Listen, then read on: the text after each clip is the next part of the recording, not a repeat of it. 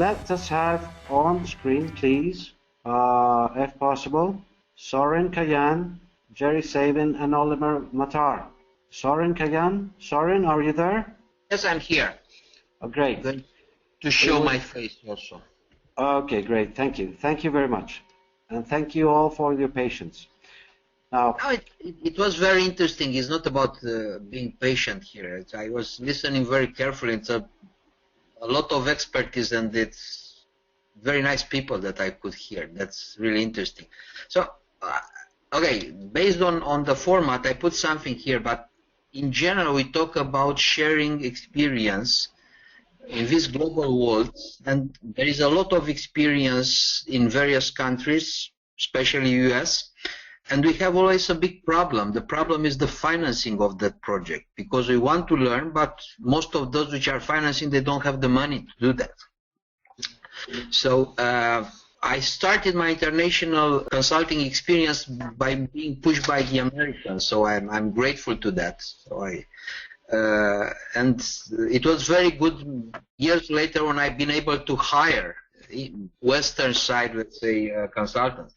I think that it's a pity these days. It's very, very difficult to share that experience. There are a lot of places where you can deliver, and there is either the money is not enough, or the people are not very interested to go there, or in some cases they are not seeing the opportunity.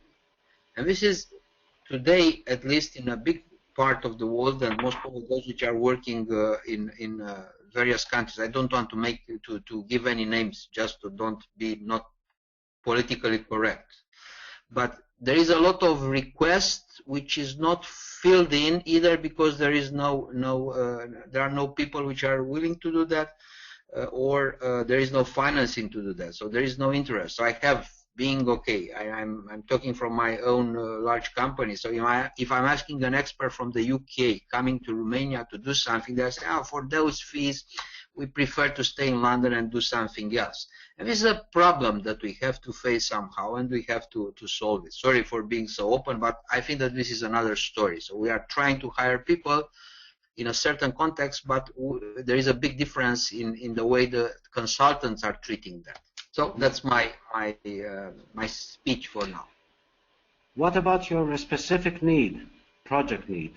That's very clear that I would be very glad to have a guy which is from a country that has a lot of experience in monitoring the performance of public services. This is not only public utilities, but also we are talking about health, education, and so on. So this is something that is a problem everywhere, because everybody is complaining about the quality of the health service or the education and so on all over the world. And it's very clear that we should go together and try to find out a way to measure that. This is not objective, it's a lot of subjectivism into that tool. I would be very glad to find somebody that has that experience, even if he's not able to join, but at least we can it as an external aid on that. Do we have somebody from the LA side or from the floor that can provide such expertise or knows about such experts? LA side? Jim Ayers.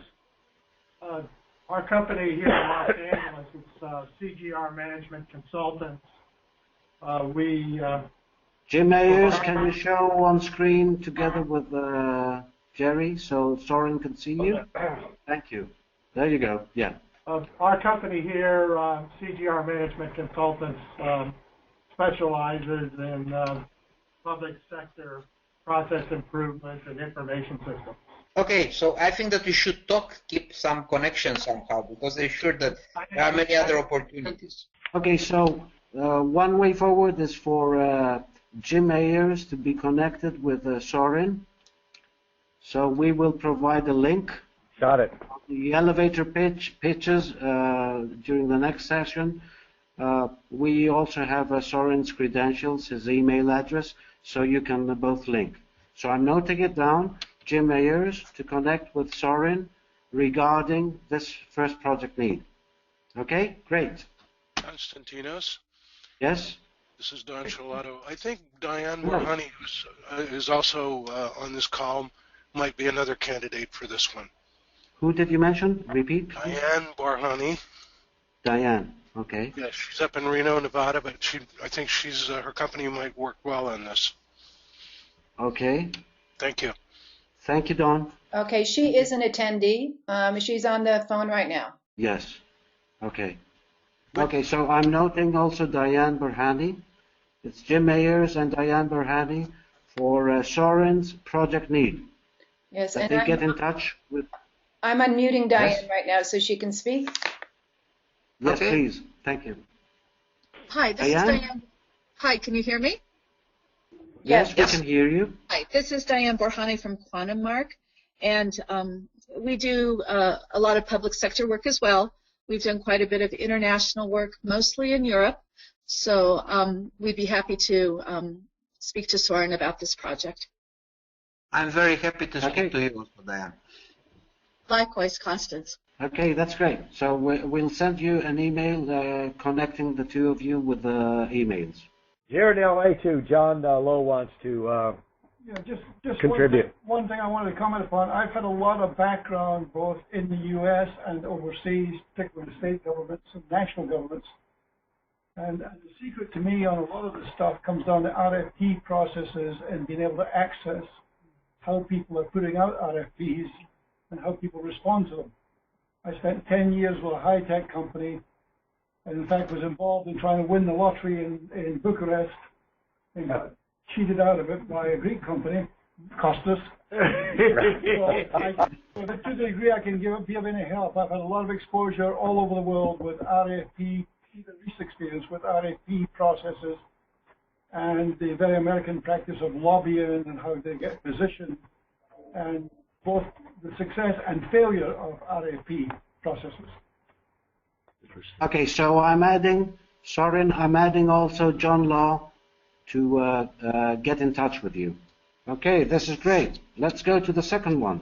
It's Francesco. another example that is more involved with the Greek lottery. Oliver, are you online? Hello? Yeah. Yes. Can you hear me? Yes. Go ahead. Very shortly, please. So basically, Less than 1 minute. we work with a federal government agency or organization, and they asked us to for an expert in future studies. Like they would like to hire someone to engage someone who would help them understand the different scenarios of the futures in like 20, 30 years. Anybody from the LA site that has experience and expertise or could strongly refer somebody? We're busy messing with our camera, but could you repeat, Oliver, exactly what you're looking for again, please? We need an expert in future studies, in scenario planning, like making studies of how the world might, the economic, political, contextual environment might evolve in 30 years for a government agency, for a government organization. Lori said she knows somebody that does scenario planning. She can check and see if they do that. That would be fantastic. Thank you. Okay, so I note down Lori Herfliger. Yep. And Oliver, this is Don Gilman. I do that also. Is it for a specific country, Oliver, that you're looking for? A specific government? Yeah, it's actually for the government of the UAE. Of the UAE. Okay. Yeah, you and I did some work with some governments there, or the government there, as well as Visa and some financial services. So we should talk. Sure. Okay, I will be happy to connect with you. Okay, great. So I'm also noting down Don Gilman to connect with Oliver for Oliver's project need. Anybody else? Just a quick comment. Can you hear me? Yes. There's a lot of work being done by large companies in future modeling through analytics and big data. Intel publishes something on a weekly basis about data intelligence, cloud, and so forth and so on, and you can start to monitor who the players are. Because that seems to be the big business coming next, is that artificial intelligence modeling and forecasting. In IT. In IT, yes. I'm just saying, I cannot open it up. Okay, is this a suggestion or an interest to connect? Comment, I think. It was a comment. Thank Okay. you, thank Okay. you. That's very, very useful. Thank you. Okay, so Oliver, bear in mind, you will be linked with Laurie Herfliger from the Sakal chapter and Don Gilman for your project need. Jerry? Great. Thank you. Thank you, Oliver. Jerry, go ahead. I mentioned earlier the project in question. It's for a African government. This is kind of step number 2. Step number 1 was a training program in July of 2015 where a dozen or more people from the country came to the United States for IT training. The need at this point is for French-speaking IT professionals, probably of a CIO level or slightly above, to work on it. It involves part training and also developing a strategic plan for 2 or 3 of the ministries of the government about how they should roll forward their IT. Thank you, Jerry. Anybody from the LA site? I'll take a look at my Rolodex. I think I know people in the IT section in Cote d'Ivoire, so fairly French speaking. Okay. Is that an interest from John to connect you with people that he knows? Yes.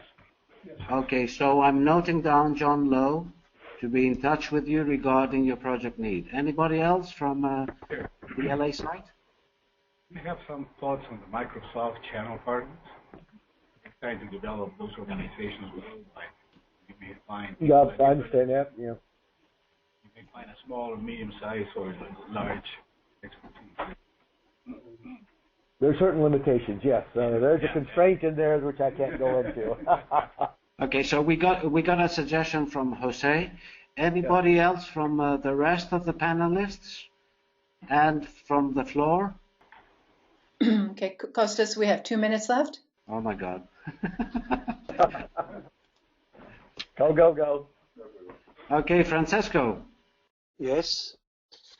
So I was thinking to a project that I'm managing in textile engineering. I'm linked with the very strong hub in Italy where all the most important textile and fashion brands are based. And they organize a customized program target for experts and for students, but mostly for experts, mainly focused to the countries where textile industry is quite strong.